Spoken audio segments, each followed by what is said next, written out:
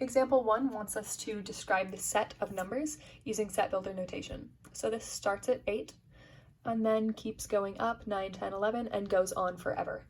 So the way we would write that is the set of all x such that, and I want x to be greater than or equal to 8, and x is an element of the integers. When we are just counting, like with whole numbers, no decimals, nothing like that, we can just always use integers.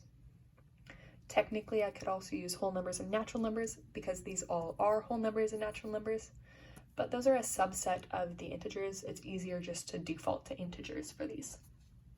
Another way I could write this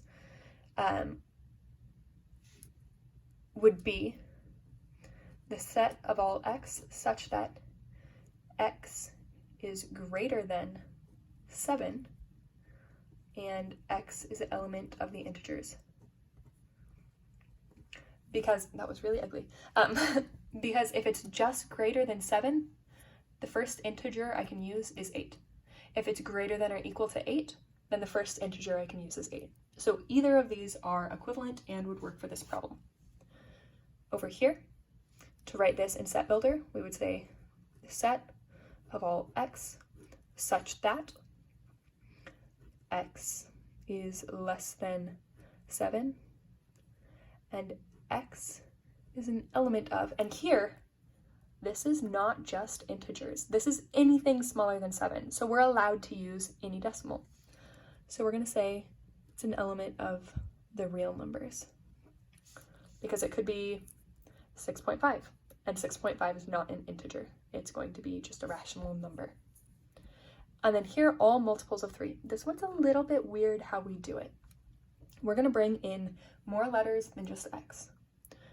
We're going to say the set of all x such that x equals 3n, and n is an element of the integers.